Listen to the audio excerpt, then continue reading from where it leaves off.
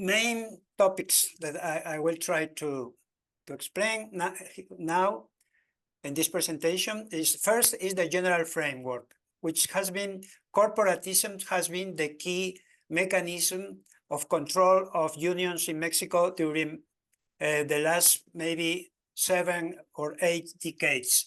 But this mechanism has been evolving, and the power of unions has been weakening because the changes in government. The second, the background of the last treaties is the parallel agreement in NAFTA referred to the labor relations.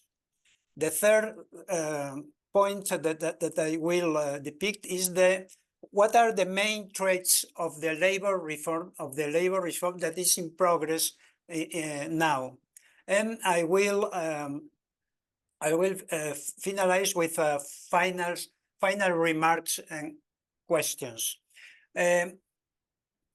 If the main thesis in this paper is that the reform for the moment has had a limited effect outcome.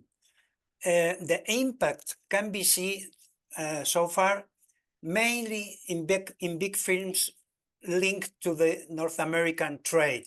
And this is not Pagasar, or this is well, we can explain why.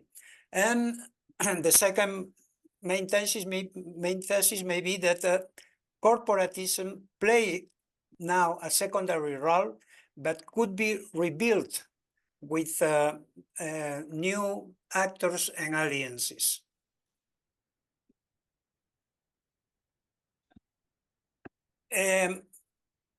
I'm not going to say very much about the corporatism arrangement that was key in the Mexican industrial relations, but the keys of to the persistence of corporatism lay in the balance and mutual benefits obtained unevenly by the state, the unions themselves, and also the business sectors.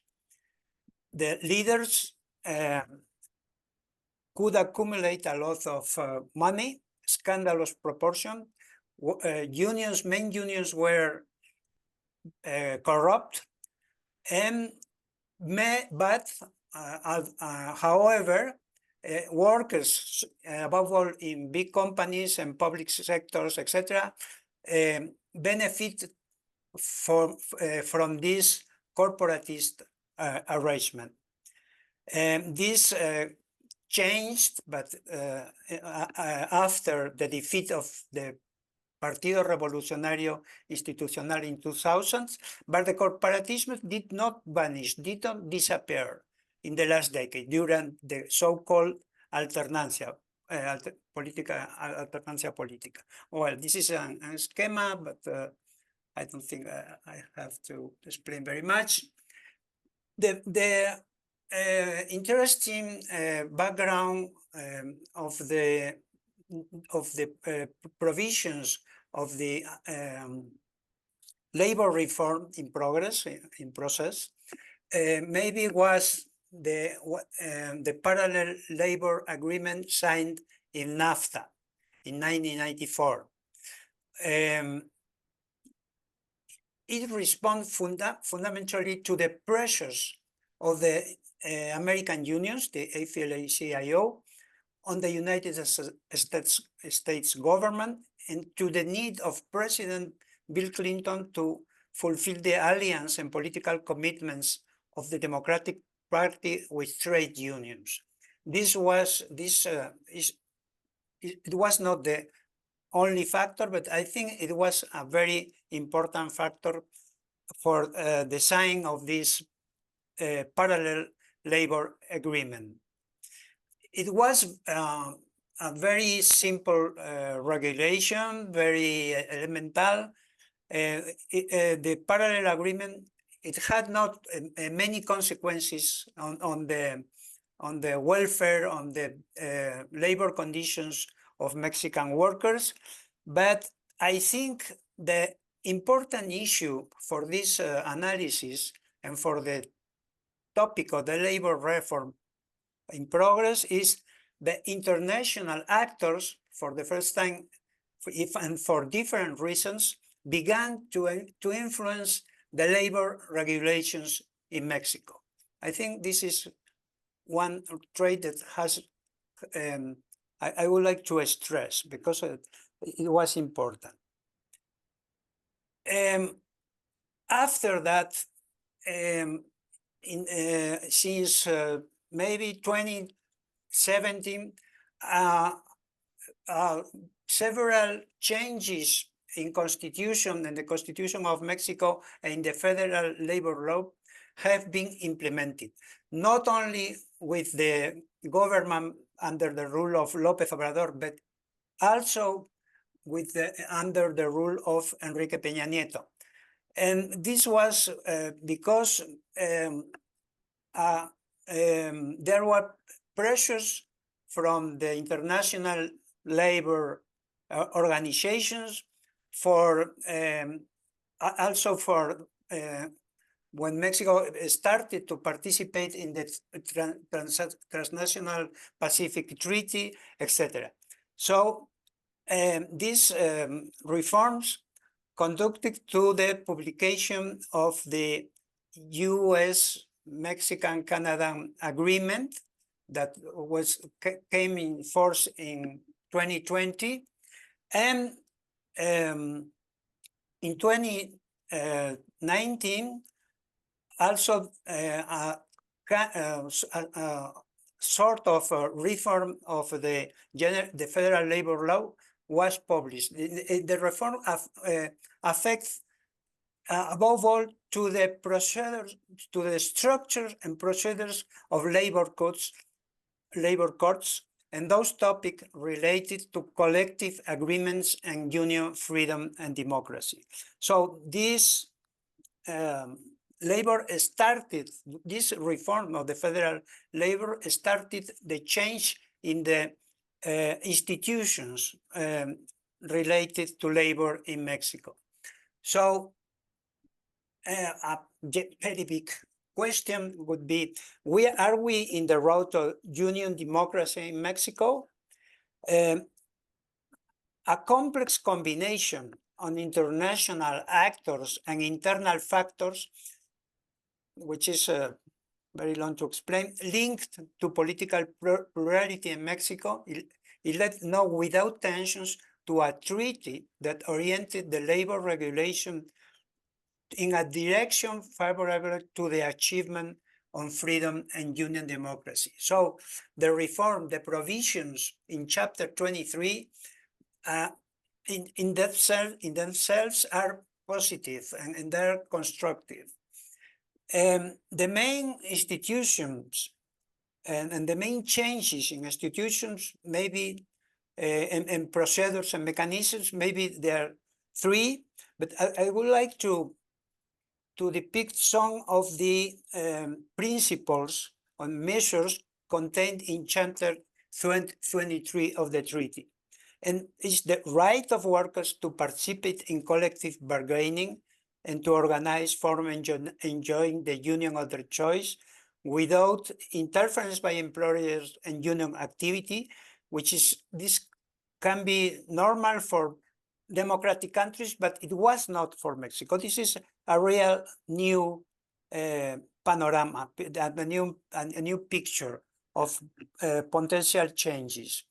The creation of an independent body responsible for conciliation and registration of collective agreements, and which is very, very important, is the election of junior leaders through personal, free, and secret vote of workers.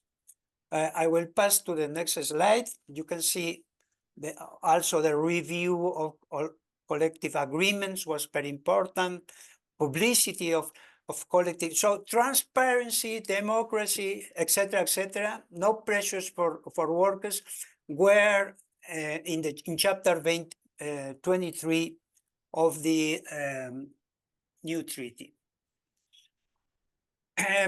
But as analysts, we have to confront the provisions with the reality. And the reality is a mixture of progress and stagnations and obstacles. I would say that although an uneven progress has been made in the creation of labor conciliation and registration centers, the results of the operation and the efficiency with which labor conflicts are being resolved are not so clear. CIAS, which is an independent organization close to unions, shows very uneven results of the related to how claims have been resolved in these new labor conciliation and registration centers. Another very complicated but very interesting process that took place in 2023 and 2023 was the so-called legitimation of collective labor contracts. Legitimation means that these contracts are authentic and the workers know the contracts and the contracts have a legitimacy among workers. But what's very complicated to have a census of the labor contracts, but in the end, about 20% of the 139,000 contracts considered were legitimate. So 1 in 5 contracts were legitimized. If we see these statistics of the Ministry of Labor, you can see that most workers affected positively by the legitimation were in large firms, and these firms are the places where the rate unionization is higher. If we see the same figures by sectors, the main concentration of legitimation contracts was in processing industry.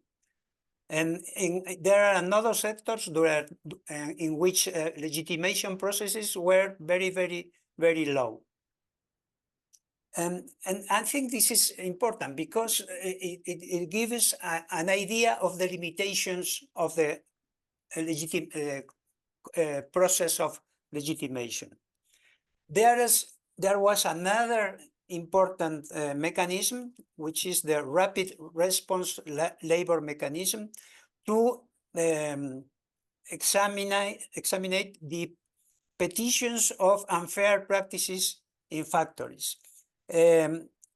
But this rapid response labor mechanism that was explained in the former session applies only a workers that they are employed in a covered facility. Covered facility means that is a firm linked to the change of international the trade among the 3 countries. Above all, automotive sectors. In September 2024, the contabilized 20 cases against Mexico. The majority where the petitions were implemented, where the petitions were made by the United States. So there is an important asymmetry in the labor mechanism, even if the Mexican or the workers in the Mexican firms were benefit by some of the resolutions. Alfredo, so, about two more minutes, okay? Okay, I will try to finish. Well, the reform has a potential for destruction of for disappearance of corporatism, has a potentiality for union democracy, but for the moment, the enforcement has been very restricted to big firms and to firms that they are in the context of international trade. The experiences in some companies are valuable despite the difficulties, resistance, and even violent attitudes of some traditional unions. But workers have in these companies the opportunity to elect the leaders. As I said, the positive experiences are restricted to big exporting firms. The commercial logics is present in this kind of mechanisms to hamper social dumping, which is an interest of Canadian and of the government of the United States. Well, you can see other criticisms refer to the asymmetry in favor of the United States in the rapid response mechanism and the limitation these mechanisms involve in the participation export processes. So what has happened so far reflects the limitation of the reform. Maybe it could be the seed of a new worker culture and a further step in the medium-term replacement of Mexican corporatism with a more democratic structure. However, the issue of corporate leaders must be analyzed in the labor relation company, but also in the political sphere. And in this area, the hegemony of the new ruling party, Morena, is contributing to new populist alliances with no democratic unions. This is a topic that has to be explored because there are some hints that this is happening, but we don't have, I don't know, a deep analysis of this problem. And to finish, a very, very important element that adds to the already existing uncertainty is undoubtedly the future direction and orientation of relations between governments, mainly those of Mexico and the United States. We don't know who will win the United States. We don't know how the treaty will be reviewed next year and what will be the conditions on the new restriction maybe of the American government, the government of the United States. Well, this is all. Thank you. Thank you, Chris. Thank you, everybody.